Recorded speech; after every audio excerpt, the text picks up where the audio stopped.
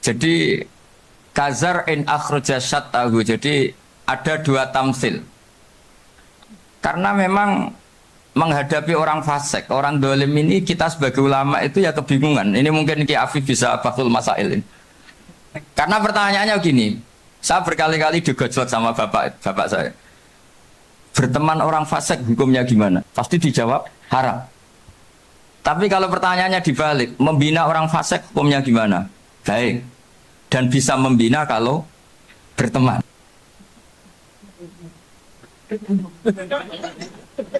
Makanya Gus Azaim pernah bikin seni deh, muktamar seni. Anggap saja madhabnya seperti itu. Jadi ya agak doyong-doyong sedikit. Masa ketop berteman orang yang macam-macam. Tapi itu fleksibel. Nyatanya tetap soleh sampai sekarang gitu. Itu berarti itu ya gitu kata Mbak Mun itu. Jadi untuk menahan angin yang besar pilihannya hanya dua. Anda kokoh kayak pohon kurma atau fleksibel kayak padi. Nah, Islam Indonesia kata Mbah Mun itu pari wae katanya, padi. Jadi ungkapan-ungkapan para masyayikh ini penting karena khazanah yang saya baca. Saya berkali-kali cerita ini dalam kitab Khilyatul Auliya. Itu Abu Nu'aim Al-Asfihani cerita tentang riwayat Sufyan bin Uyainah. Ini gurunya Imam Syafi'i. Itu setiap kali Nabi Isa dan Yahya, ini dua nabi yang sekurun, sama-sama masih muda. Nabi Yahya itu senengannya dolan ke orang-orang soleh, menyambangi orang-orang soleh. Tentu itu bagus. Tapi kalau Nabi Isa ini suka menyambangi orang-orang yang fasik, orang-orang yang nggak jelas. Ketika dua beliau ini ketemu, tentu yang perlu jawaban Nabi Isa karena kontroversi, berteman sama orang-orang yang nggak jelas. Kata beliau, innama ana tabibun udawil mardo. Seorang kiai, seorang nabi, orang yang baik itu ibarat dokter. Di mana-mana dokter tuh ngobati orang yang apa? Sakit. Kalau Anda dokter dan peneliti satu penyakit, pasti cari daerah yang banyak pandeminya. Masa neliti pandemi di orang-orang yang apa? Sehat. Jadi ini juga perlu dibahsul masailkan. Karena tadi dibolak-balik itu. Bina orang berteman orang fasik hukumnya haram karena wa in kana dasarin fajanibhu suratan. Tapi kalau bina orang fasik hukumnya baik. Bisa bina kalau berteman. Jadi fikih itu ya karena dibolak-balik. Makanya sholat juga gitu. Sholat yang tumak nina yang lama itu ya bagus. Masa jagongan mbek pangeran nggak asik? Jagongan sama teman aja asik, masa jagongan sama pangeran tidak apa? Asik. Saya kalau Ibnu Abbas sholat tuh cepat. Ketika ditanya, kenapa kalau Anda sholat cepat? Setan baru tata-tata mau goda, sudah selesai. Kata. Karena setan itu ya jaga jaim tuh, jaga image. Jadi kalau mau goda orang itu ya surinan dulu, macak-macak dulu. Ternyata mau ke situ sholatnya sudah selesai. Lah kebetulan mazhab saya itu yang kedua itu gitu. Jadi kalau Gus Azaim itu sholat lama sekali, itu ada madhab tandingan, yaitu madhab saya. Itu karena ini sepuh saya, meskipun top beliau tapi sepuh saya. Saya sudah 50, beliau baru 40. Ini berarti baru memulai kiai. Kalau pakai umur nubuah ini baru tapi memulai. Jadi madhab itu penting. Jadi pembanding itu harus diutarakan. Sehingga dalam fikih manapun itu sebuah madhab itu harus diuji itu lewat pembanding. Dulu itu setiap debat fikih antar ulama itu mesti nggak ada yang menang. Misalnya saya kiai kelihatan miskin itu ya baik supaya santri-santri yang miskin itu punya teman gitu. Karena rata-rata santri itu miskin. Nah, dikancani kiai kan seneng gitu. Tapi problemnya kiai yang miskin itu ya nggak bisa nolong santri karena dia sendiri apa? Miskin. Makanya dulu Imam Syafi'i itu pengagum orang miskin. Setelah ngaji Imam Malik tanya, ya Imam Malik orang yang sealim jenengan itu siapa? Jawabnya Imam Malik lucu. Dulu Abu Hanifah, sekarang orangnya sudah meninggal ya. Ilmunya dititipkan atau diwaris oleh Muhammad bin Hasan Asy-Syaibani. Akhirnya Imam Syafi'i dibiayai Imam Malik ke Irak. Imam Syafi'i miskin, bisanya ke sana dibiayai Imam Malik. Itu seperti Abuya Said Muhammad masyhur, ini murid beliau. Kalau ada santri boyong kan mesti apa? Disangoni. Disangoni. Ketika datang ke Irak, Muhammad bin Hasan Asyibani itu nata uang, nata emas itu di ruang tamu.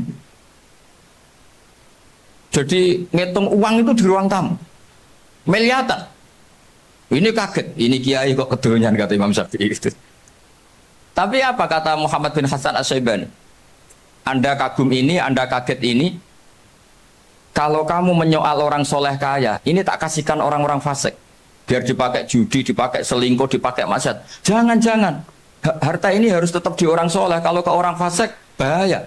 Berarti kiai boleh kaya? Boleh. Semenjak itu ada gerakan kiai kudu sugih. Ya ada yang kesampaian, ada yang enggak gitu saja. Tapi karena kalau pakai logika fikih, harta itu fitnah. Oke, seakan-akan harta itu masalah. Tapi kalau ini dikuasai orang dolim, maka masalah besar. Jika orang-orang soleh ini harus juga menguasai harta. Nah, terus lama-lama dikiaskan kekuasaan. Kalau yang kuasain orang fasik, orang tidak sholat, ribet. Akhirnya kiai terus dukung, ya akhirnya ikut politik tadi. Nak menawa bupatinya kena diatur gitu. Diatur kon sholat, orang yang sesi proposal, maksudnya diatur yang sholat maksud. Ini cerita-cerita apa logika fikih. Makanya saya sering ngaji kitab-kitab itu, diantara yang saya suka adalah ada dialog besar yang terjadi di antara orang-orang pilihan, termasuk bahkan di antara para nabi dan Tuhan. Jadi unik. Allah sendiri kadang mengajari kecerdasan para nabi itu ya lewat dialog. Masyhur itu, Nabi Ibrahim itu punya ruang khusus untuk sholat dan tidak boleh siapapun masuk situ. Tahu-tahu ada yang sudah di situ. Beliau membuka, kaget. Siapa memberi izin ke kamu yang punya rumah ini? Saya yang punya rumah dan saya tidak memberi izin kamu. Yang memberi izin saya itu yang punya saya, kamu dan rumah ini. Yaitu Allah Ta'ala katanya. Wah berarti kamu malaikat dong? Iya, saya malaikat Israel. Disuruh nyabut nyawa kamu kan? Ya agak sopan karena nggak pernah mondok di Salafiyah gitu. Itu akhirnya Nabi Ibrahim bilang, wah itu keliru, Anda pasti keliru. Hal ra'aita habiban yumitu habibah, hal ra'aita khalilan yumitu khalila. Saya ini Khalilur Rahman, saya ini kekasih Allah. Masa ada kekasih bunuh yang dikasih? Itu Israel akhirnya ngaji, masuk akal juga. Ternyata perintah ini mungkin hoax ya. Pokoknya dia terus mikir akhirnya. Iya ya, masa ini kekasih Allah kemudian oleh Allah dibunuh, dimatikan.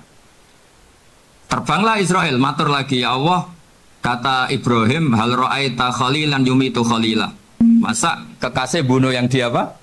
Kasih. Kayaknya masuk akal Gusti.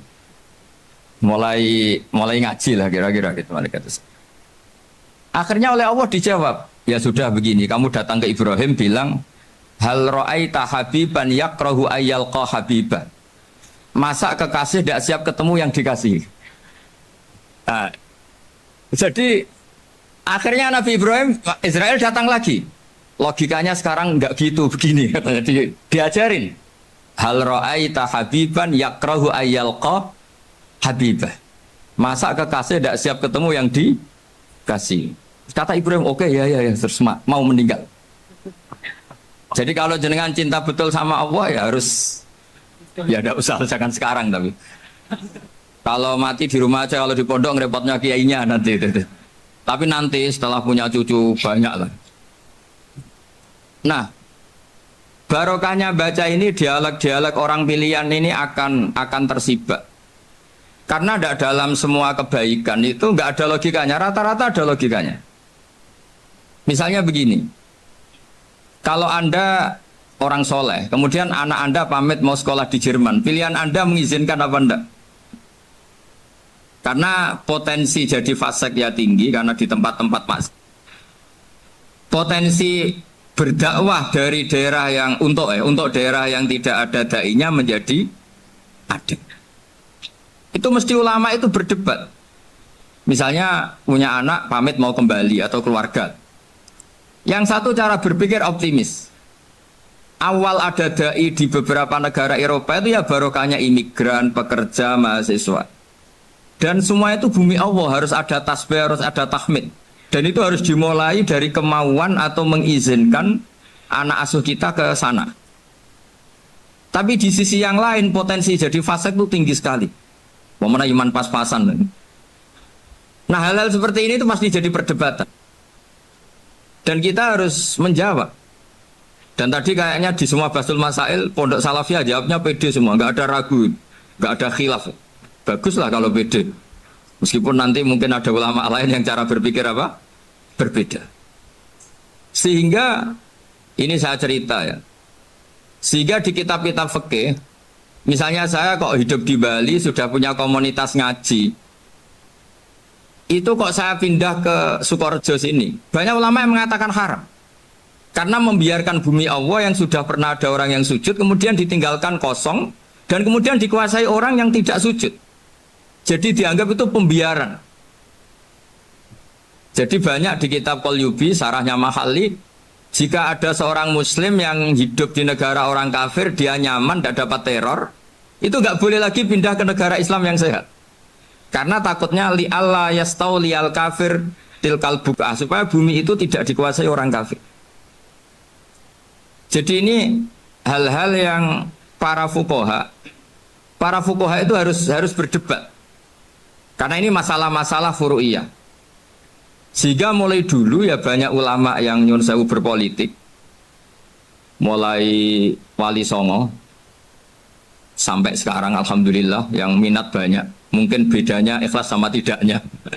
Tapi kalau saya pernah dikeluhin utusan dari ya komunitas. Islam Indonesia itu dulu itu ceritanya banyak yang dari Kamboja. Kalau dulu orang cerita itu orang Cempa. Itu setelah di Indonesia besar Wali Songo dan Brawijaya 5 itu sudah mulai oleng. Itu singkat cerita mereka berpikir ingin bikin kerajaan apa? Islam di Demak Mintoro dengan raja pertama yaitu Raden Fatah. Karena Raden Fatah ini putra Brawijaya. Padahal setelah jadi kerajaan ini era cucu sudah konflik, berebut kekuasaan. Akhirnya sampai jadi Jipang, jadi Jogja, jadi Solo dan seterusnya. Tapi kata Mbah Mun itu tetap barokah. Karena orang Islam terus terbiasa mimpin. Sekeliru-keliru sidik, pokoknya orang Islam biasa mimpin. Sehingga zaman Mbah Hashim ya sudah mimpin Masumi, zaman Ki As'ad pengaruhnya besar, sampai sekarang Kiai pengaruhnya besar. Nah barokahnya Kiai pengaruh besar ini sampai moral jadi ukuran. Misalnya sekarang ada calon bupati kok nggak sholat, itu pasti kalah. Jadi sholat itu jadi tolok ukur untuk calon apa? Bupati. Meskipun mungkin punya efek pura-pura sholat, tapi nggak apa-apa lah. Sementing moral ini jadi ukuran. Sementara yang di Thailand, di Patani, itu karena dulu pelajarannya tasawuf, itu orang nggak ambisi mimpin dunia. Tahu-tahu dipimpin. Dan akhirnya nyuwun sewu ya saake Islam-Islam yang dulu terlalu tasawuf karena nggak punya pengalaman memimpin, akhirnya lazimnya konsekuensinya hanya dipimpin. Tapi Islam Indonesia beda, karena kulino mimpin itu akhirnya dari orang Islam biasa menjadi Islam yang sholat sampai Islam yang bisa ngaji itu bisa mimpin negara. Tentu yang paling populer dimulai Gus Dur. Jadi ini sesuatu yang barokahnya istihad para kiai, sementing Islam kulino mimpin. Jika di Indonesia itu barokahnya itu, kebaikan itu jadi tolok ukur. Ada orang kok terkenal koruptor, atau terkenal nyuwun sewu selingkuh, atau terkenal apa, itu pasti tidak jadi. Karena moral itu menjadi tolok ukur. Dan itu adalah politik para kiai. Jadi ini saya cerita, dan itu negara juga akhirnya untung, karena seleksi agama sama negara itu sama-sama kiai ya bilang negara harus dipimpin orang soleh, negara juga bilang seperti itu. Nah, ketokohan-ketokohan para beliau-beliau ini yang maulah bekerja sama dengan Umarok. Kita tahu dulu Pak Harto ya rawuh ke sini ketika Muktamar 84, rawuh ke Ki As'ad, ketika mau kembali ke Khittah juga dirembuk oleh ulama dan Umarok. Dan akhirnya ini menjadi negara yang alhamdulillah semoga selalu menuju baldatun thayyibatu wa rabbun ghafur. Nah, kemudian di sini saya tabarruk dengan Said Muhammad, gurunya Kiai Haji Azaim. Saya mau cerita tentang amaliyah tadi. Saya sebetulnya nggak niat bacakan bab itu, gara-gara ada khataman jumlahnya banyak saya jadi pusing. Ini panitianya tanya, khatam betul apa enggak? Iya, aku khatam betul. Tapi kayaknya saya tidak yakin itu. Karena saya ini kan dari pondok tahfidz itu. Biasanya anak khataman itu ya rada bodoni itu. Wes dibaca buanter sing nyemak ya mau ndelok pojoke tok. Mergo kebanteren. Nah, akhirnya lafat-lafat yang di tengah itu enggak di apa? Baca. Tapi ya semoga dimaafkan Allah lah. Yang jelas itu enggak. Tapi saya mau cerita ya. Jadi cara berpikir Said Muhammad ini nanti juga saya teruskan di Ma'had Ali. Ini saya baca ya. Di antara yang diyakini madhab Malikiyah, ini saya baca saja teksnya. Jadi ada riwayat namanya, kalau Said Muhammad bahasakan itu Ataqoh Somadiyah. Kalau di Indonesia kadang orang bilang Al-Ataqoh Al-Kubro, yaitu dengan membaca surat Ikhlas. Di sini jumlahnya hanya 100 kali, kila 1000 kali. Tadi berapa teman? 700-an, 700 juta. 700 juta ini sudah susuk banyak ini. Di sini hanya 40, riwayat lagi 100, 1000. Terus sampai tadi berapa? 800 juta. Wah, ini sudah susuk ini. Itu anak cucu sampean pasti masuk surga itu kalau gitu. Ini saya baca, ini kitabnya Said Muhammad ini. Suratul Ikhlasi wal Itqu minan nar. Akhrajat Tabrani fil Kabir an Firus Ad-Dailami wa wa Ibnu Ukhtin Najasi. Waqad khadaman Nabiyya sallallahu alaihi wasallam. Orang ini jadi khadimnya Nabi. Qala Rasulullah sallallahu alaihi wasallam, "Man qara'a qul huwallahu ahad mi'ata marratin fi shalat ghairiha kataballahu lahu bara'atan minan nar." Ini hanya berapa ini? Mi'ata marrah. Berarti kalau satu orang itu cukup 100. Tadi sudah untuk 7 turunan tadi, untuk orang berapa? Ya, untuk 7 turunan cukup ya? Untuk 7 turunan. Ya sudah susuk ini, sudah susuk ini. Duh, ribet ini. Nah, ini tak cari pembenarannya, ini supaya keren. Ini di halaman 188 Abwabul Farad. Warwa Ibrahim bin Muhammad Al-Khiyari fi fawaitihi an Khudzaifa marfu'an. Man qara'a qul huwallahu ahad alfa marratin faqad ishtara nafsahu minallah. Berarti 100, ada riwayat lagi 1000. Nanti tak carikan lagi yang berapa? 1 miliar. Jangan banyak-banyak. Nah, ini saya baca ya. Wa hadzal adatu huwa al-ma'rufu bi ataqatis somadiyah. Wa qad nassa jama'atun mutaakhiril malikiyah ala istihbabi ataqatis somadiyah. Wa haddu ala qiraatiha wa istimaliha. Minhum Asy-Syaikh Abdus Salam Al-Asmar saat terus ini. Jadi kullu haula'i istahabbu ataqatas somadiyah ma'atirafi ba'dihim kal misnawi bi syiddati fi hadisiha. I'timadan ala anna hadza minal fadha'il allati yutasahalu fiha. Faman sa'a yasta'milaha raja'a husula ma fiha fala ba'sa bidzalik. Ala syarti alla ya'taqida thubuta dzalika anin nabi sallallahu alaihi wasallam hatta la yaqa fil kitsbi alaihi. Jadi intinya itu silahkan Anda bikin jumlah sesuai versi Anda. Yang penting Anda jangan kampanye kalau itu perintah Kanjeng Nabi Muhammad sallallahu alaihi wasallam. Karena kalau kamu atasnamakan Nabi kemudian jumlahnya sampai 800 berapa? 800 juta, berarti Nabi mengajarkan masyaqqah pada umatnya. Jadi cukup yang riwayat itu di sini hanya 100 sama 1000. Jadi kalau jumlah tadi untuk 7 apa? Turunan. Jadi kamu harus ditutup dengan doa, ya Allah, semua itu bukan untuk saya tapi untuk 7 turunan. Tolong catat ya Allah. Karena jadi artinya gini loh ya, orang Indonesia yang sering mempraktekkan ataqoh somadiyah itu bukan tanpa dalil. Ternyata dalam madzhab Maliki, saya masih ingat ketika mbah saya kandung, bapaknya bapak, asmane Mbah Nur Syam, itu wasiatnya minta dibacakan 4000. Yang baca pas itu ya bapak sama anak-anaknya. Dan kemudian alhamdulillah zaman akhir itu mulai agak ngawur. Kalau ada acara itu wong liya kon maca anake mlebu metu gak melok maca. Itu keliru, saya jamin itu keliru. Saya sering kalau mimpin di rumah, kalau yasinan di tonggo-tonggo kok anaknya gak maca, saya keluar. Bapakmu wong liya kok kon maca kata saya gitu. Jadi itu menurut saya itu yang jelas saya sampai ngisi begini. Yang ada riwayatnya itu idza mata ibnu adam min qata amaluhu illa min salasin shadaqatin jariyah au ilmin yuntafa'u bi awaladin sholihin yatullah. Itu tidak ada di hadis au kiyayin sholihin yatullah. Yang ada itu awaladin apa? Sholihin. Jadi anaknya harus ikut. Kalau tidak ada usah kata. Akhirnya anaknya udah tinggi Gus nggih. Akhirnya tak kei jagung paling akeh kula mendet sithik. Wong aku ora anake kok. Kadang-kadang enggak orang lain baca buahnya anaknya mau mlebu metu mau enggak no tamu mbek rokokan. Itu harus ditobatkan itu.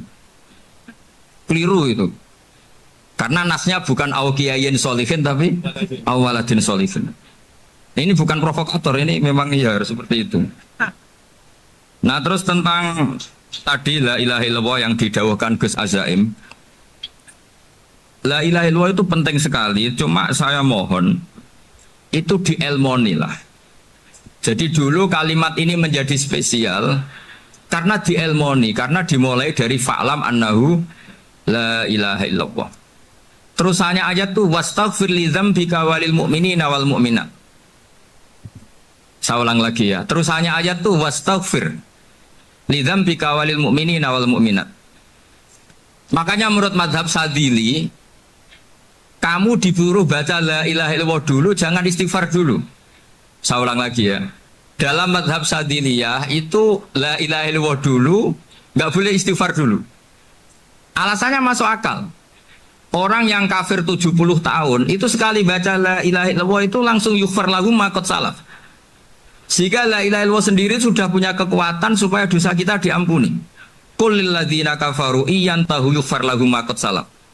Cara menghentikan kekafiran gimana? Dia melafadzkan la ilaha illallah. Ini kalimat yang begitu saktinya sampai orang yang kafir puluhan tahun itu dosanya semuanya terhapus hanya karena melafadzkan la ilaha illallah. Nah, makanya kata Abdul Hasan Asadili wastaghfir li dzambika ay bihadil kalimah. Seseorang sah di istighfar itu kalau melafadzkan la ilaha illallah. Misalnya ada orang kafir mati kafir, sah enggak anak cucunya mengistighfari dia? Tidak sah karena belum melafadzkan la ilaha illallah. Makanya kata Abdul Hasan Asadili wastaghfir li dzambika ay bihadil kalimah. Sehingga lafadz ini spesial betul. Tapi kadang-kadang beberapa mursyid cara berpikir lain. Ini kalimat thayyibah harus dibaca orang suci sehingga mendahulukan apa? Istighfar. Untuk supaya pas melafadzkan kalimat thayyibah sudah dalam keadaan apa? Suci. Itu juga masuk akal. Tapi secara meyakinkan saya sendiri lebih mengikuti manhajnya Abil Hasan Asyadzili karena alasannya tadi yang kafir puluhan tahun saja langsung luntur dosanya karena melafadzkan la ilaha illallah. Artinya la ilaha illallah sendiri sudah bagian dari istighfar. Nah, ya tadi buktinya fa'lam annahu la ilaha illallah terus wastaghfir li dzambika walil mu'minin. Jadi orang sah diistighfari itu setelah dipastikan sah tauhidnya. Jadi setelah tauhidnya sah yaitu la ilaha illallah baru sah apa? Diistighfari. Sehingga orang kafir, seolah lagi orang kafir yang mati kafir anak cucunya tidak boleh apa? Tidak boleh menistighfar. Terus saran saya kedua, la ilaha illallah itu filosofinya itu nafyun li uluhiyati ghairillah wa isbatun li uluhiyatillah wahdah. Filosofi la ilaha illallah itu gimana? Menafikan semua selain Allah itu tidak Tuhan dan hanya menuhankan Allah semata. Nah itu caranya gimana? Caranya kita harus terbiasa ini karena tadi saya dibilangin panitia ini rata-rata mustameknya atau mustamiatnya ini santri. Caranya gimana? Dilatih pakai logika. Saya berkali-kali cerita kalau ngaji, saya sekaligus kampanye. Allah itu Tuhan yang begitu fair. Untuk menjadi Tuhan Allah mempersilahkan, ada kualifikasi Tuhan. Jadi boleh dikompetisikan itu boleh kata Allah. Nggak apa-apa kamu ngaku Tuhan gitu kata Allah. Tapi nak ngaku pangeran itu paling enggak ya direputasi lah. Ada verifikasinya. Dimulai dari apa? Ya kalau jadi Tuhan itu setidaknya bikin langit bumi lah. Aturannya gitu. Jadi kalau daftar bupati ya daftarlah ke KPU. Masa tahu-tahu jadi apa? Tuhan kemudian tidak punya prestasi bikin langit bumi. Sehingga Allah itu cara ngendikan itu ya fair. Kul ara'aitum ma tad'una min dunillah aruni madza khalaqu minal ardi am lahum syirkun fis samawat. Coba yang kamu tuhankan selain saya, prestasinya apa? Ketika saya bikin bumi itu apa ikut bikin? Terus am lahum syirkun fis samawat.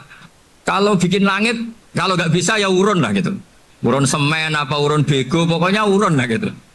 Urun ora, gawe bumi ora, ngerti-ngerti ngaku jadi pangeran. Nah, kul hatu burhanakum. Jadi ya kan ya lucu kan, misalnya syarat kiai di Salafiyah kan keluarga Kiai As'ad, cucunya ngaji ngalim. Orang keluarga Kiai As'ad terus aku kiai utama di Salafiyah. Oh mesti di penjara ya. Lah yo gak gawe langit bumi, gak ada prestasi terus ngaku sebagai apa? Tuhan. Sehingga fair. Makanya saya berkali-kali cerita. Jubair bin Mut'im itu punya anak namanya Muhammad. Ini sudah orang alim, Muhammad bin Jubair bin Mut'im.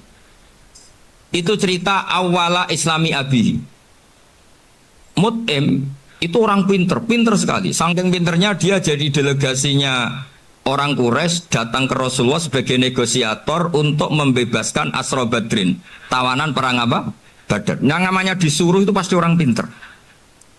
Tapi apa yang terjadi ketika nginep di masjid? Karena zaman itu gak ada hotel, nanti jadi geger. Orang musyrik nginep di masjid hukumnya gimana? Bahsul masail tok. Zaman itu mau tidak mau. Kalau sekarang kan ada hotel, kiai juga punya wisma. Apa yang terjadi? Orang ini cerdas sekali. Dan delalah Nabi pas sholat maghrib itu baca wattur wa kitabi mastur sampai am khalaqus samawati wal ard. Ya kalau kamu jadi Tuhan ya setidaknya menciptakan langit bumi lah. Namanya jadi Tuhan ya ada persyaratan kan. Paling enggak punya reputasi menciptakan langit bumi. Atau kalau jadi Tuhan setidaknya reputasinya itu enggak diciptakan yang lain. Am khuliqu min ghairi syai'in. Ini jadi Tuhan kok punya bapak, punya ibu. Ini jadi Tuhan kok lahirnya di bumi. Ada tanggal lahirnya, ada tahun. Masa jadi Tuhan kok dulu buminya. Pokoknya walhasil tuh. Akhirnya Nabi ketika salam sholat maghrib, dia datang. Ya Rasulullah, akalku habis oleh ayat yang barusan kau baca. Sudah saya Islam saja. Argumentasi selain Allah Tuhan itu batal. Itu, ya saya mohon santri-santri Salafiyah itu baca Quran sampai seperti itu. Jadi jangan hanya khataman banyak-banyakan maksudnya. Ini bukan nyindir ini, ngamuk ini. Jadi ya khatamannya tadilah 1000 atau berapa lah, jangan banyak-banyak. Juga kasihan malaikat yang nyatet kan. Wong baru subhanallah alhamdulillah aja di teks hadisnya abad al malaikah gak ditete. Itu baru subhanallah alhamdulillah itu sudah mencapaikan malaikat. Makanya saya wiridan tuh arang-arang kasihan malaikat karena nanti jadi itu ya ada madhabnya itu jadi kalau Gus Azaim sholat lama tak saingi sholat cepet itu sama-sama ada madhabnya. Yang cepet kayak saya tadi setan pas tata-tata mau goda pas rukuk saya sudah itidal, mau goda itidal saya sudah sujud, pusing dia. Tapi jangan tiru, ini madhab yang agak-agak khusus lah, sudah cara orang Madura agak khilaf tuh. Khilaf ya, khilaf ini agak khilaf ini sudah. Tapi saya ingin lah, sampean kalau ngaji Quran itu dilatih berlogika. Jadi Allah itu fair, nggak apa-apa kalian ngaku Tuhan tuh nggak apa-apa, tapi tunjukkan prestasi kamu apa. Aruni madza khalaqu minal ardi am lahum syirkun fis samawati. Am khalaqus samawati wal ard. Diulang lagi am khuliqu min ghairi syai'in. Setidaknya kalau jadi Tuhan itu ya enggak butuh yang lain lah. Masa jadi Tuhan kok wujudnya saja butuh orang lain, butuh bumi, eksistensinya butuh makan, butuh minum. Makanya Allah cara meniadakan uluhiyah selainnya itu Allah itu redaksinya itu mengena sekali.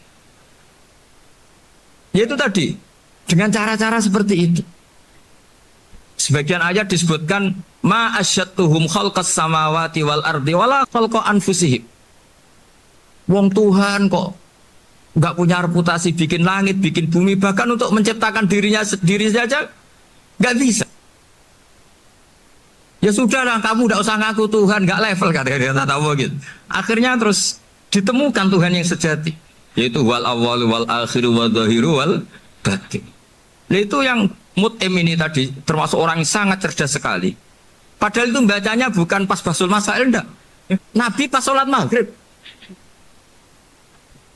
Juga bukan pas ceramah, enggak. Tapi itu didengarkan. Makanya termasuk ini spesial untuk hormat saya kepada Ki As'ad. Makanya saya ini kalau mentasbih santri-santri, ini agak sensitif, tapi